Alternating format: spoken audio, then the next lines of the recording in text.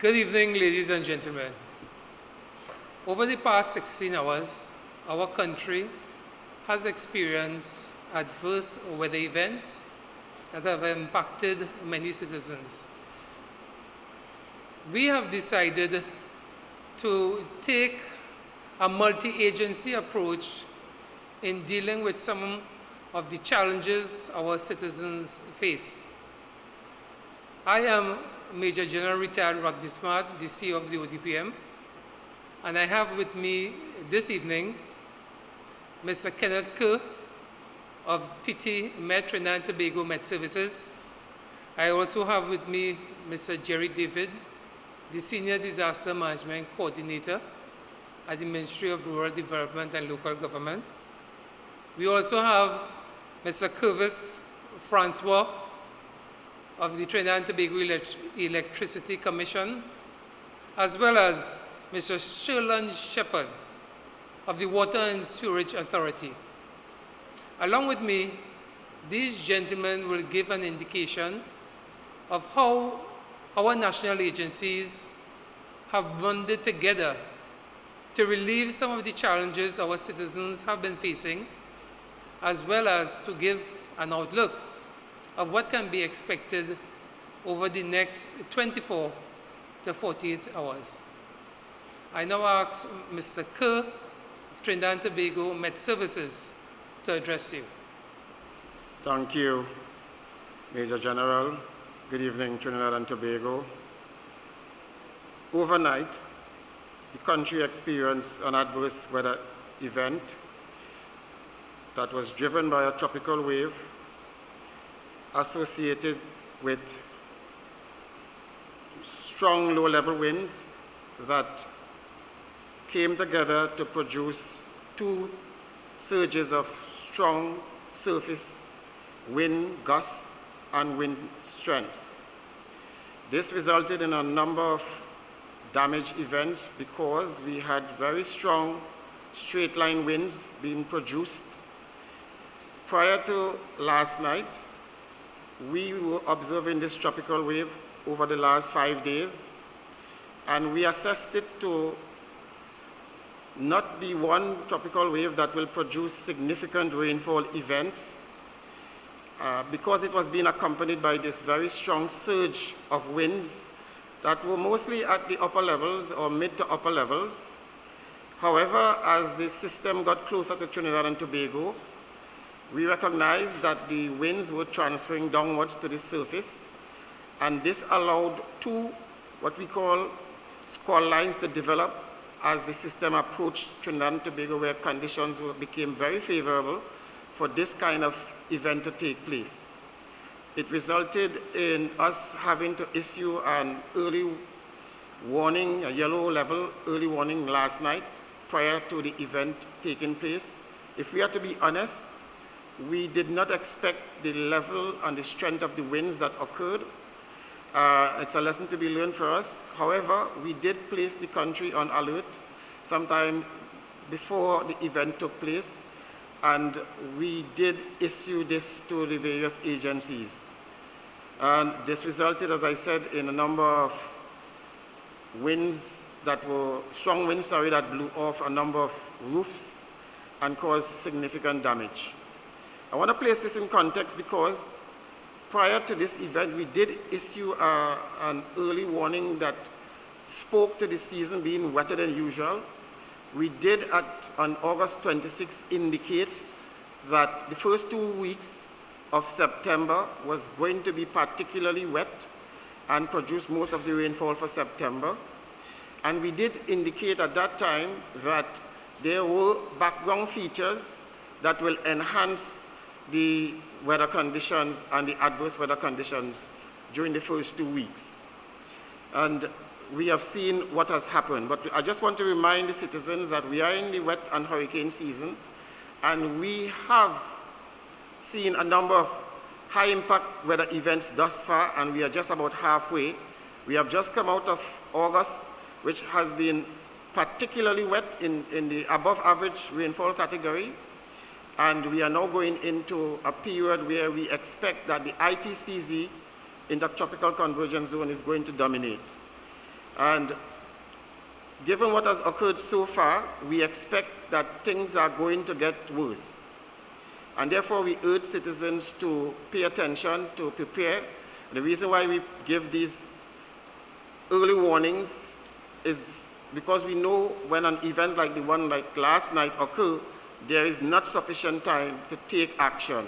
So we give these monthly updates to put the country on alert what is likely to happen. Going forward, we have assessed and continue to assess this system, and we expect that overnight we are going to see another surge in the rainfall activity. Particularly, there is going to still be some winds that are going to be strong, but not as strong as last night. Last night we had winds that at times reached tropical storm strength in terms of gusts. We had a gust up to 80 kilometers per hour, and that would have been one of the major factors to the damages. But overnight, we expect that after midnight, there are going to be pulses, there are going to be a number of rainfall events that are going to stop-start kind of behavior. And tomorrow morning, around 8 o'clock, we expect to see the peak of the rainfall activity. Again, there are going to be breaks as we move towards 2 p.m. And sometime after 2 p.m., we can expect to see a settling of conditions. We have the Common Alert Protocol yellow alert warning extended up to 8 p.m. tomorrow evening, but sometime after 2, we can expect to see a lull in events. But we want to place the country on alert to particularly pay attention to the Met Office webpage, to the Met Office social media, to the Met Office mobile app, so that if we have any cause to change or to upgrade these early warnings, persons can get this information right in the palm of their hands. So again, we want to reiterate that you have to prepare adequately. We cannot think for 1 minute that we will not be affected, because we are not accustomed to being affected. Currently, the globe is in a climate crisis, and Trinidad and Tobago is right there with the rest of the globe. We are seeing these erratic events becoming more frequent. We are seeing these kind of events becoming more severe, and we are urging citizens to, it cannot be business as usual. You have to prepare, and to prepare adequately. Thank you. Good evening, Trinidad and Tobago. My name is Curvis Francois, and I'm the Acting General Manager of T&TEC. Over the last few hours, from last night into today, the T&TEC electrical system has been severely impacted by the adverse weather conditions that Mr. Kerr spoke about earlier. As early as 11:45 last night, we received the Tobago system was impacted, heavy winds and rains, and we started to have a number of outages from Tobago. This quickly spread to Trinidad, where we have had a number of outages. Our total workload at this point, if I go in order of severity, we've had one substation shut down. We've had a number of feeder trips, about 18 to 20 feeder trips. And we've had 277 areas out. So the area outages are, where we have more than just a couple of customers out of supply, we call that an area out. And that workload, we've had to address that. 50 crews, dedicated employees of T&TEC are working from last night into today to address these problems. However, we have been hampered a bit by the continuous and persistent rain, as well as some of the roads would have been blocked due to fallen trees. What I want to assure the public is that T&TEC will continue to remain on the job until every last outage is restored. So far, we've had progress where roughly 100 of the outages have been restored, and we continue to work assiduously for the remaining roughly 200. So I just want to say that I want to thank the dedicated and committed employees of the Commission who work day and night to ensure that we have a reliable supply. And I want to urge the public to bear with us a bit, have some patience. We will get it done as quickly as we can. Thank you all very much. Good afternoon, members of the public. My name is Shepperd. I'm the acting CEO at the Water and Sewage Authority. Over the last 12 hours to 24 hours, the adverse weather conditions that hit the country affected 26 installations of the Water and Sewage Authority. 9 of these installations were in Tobago, and whereas 17 were in Trinidad. The areas in Tobago that were affected were some of our water treatment plants, and fortunately, as of 2 o'clock today, they were back in operation. With respect to Trinidad, most of our installations in the northeast and in the north coast were affected, with some minor installation impacted in the southeast and a small area of Chatham in the southwest. There is an area that is affected also in the St. Joseph area, where we have 2 plants out for turbidity. Most of our installations are out because of power, and we are working together with our counterparts from T&TEC to ensure that we restore the supply to all these areas within the next 24 to 48 hours. I would like to urge members of the public to manage their storage systems in order that they may have supply, and we at the authority will continue to provide whatever service we can to assist you in these daring times. So we'd like to thank you and have a good day. Hi, I'm Jerry David. I'm the Senior Disaster Management Coordinator at the Ministry of Rural Development and Local Government. I am one of those persons who advocate robust preparation. But I'm also one of those persons to say thanks when the event is not as difficult as it could have been. And the winds last night, early this morning, thankfully they were not sustained. So they were just like for 15 minutes, some people tell me 20 minutes. It is not like it was for an hour.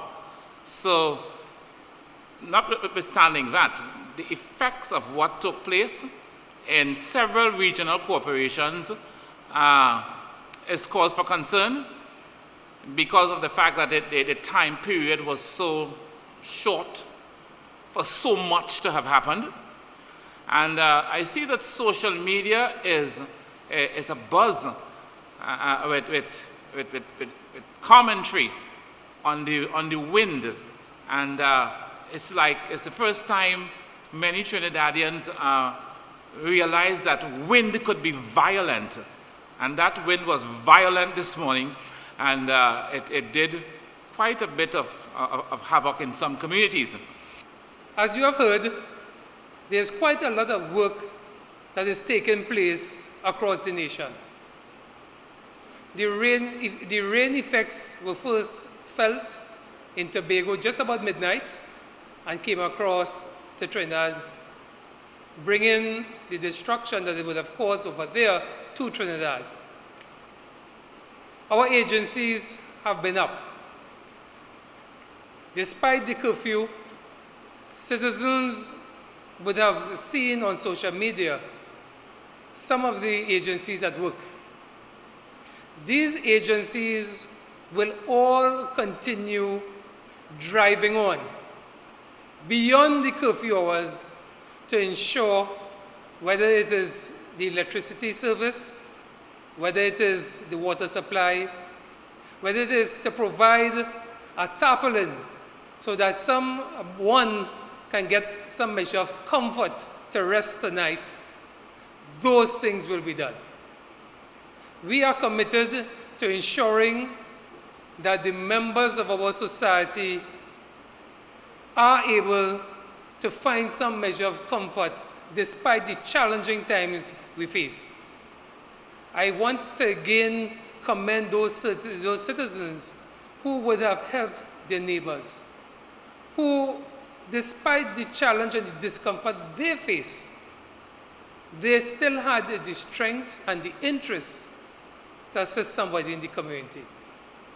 Trinidad and Tobago is a resilient nation, and we can only become more resilient if we remember some of these lessons learned when we spoke about the National Disaster Prevention and Preparedness Month that was put on by the National Disaster Prevention and Preparedness Committee.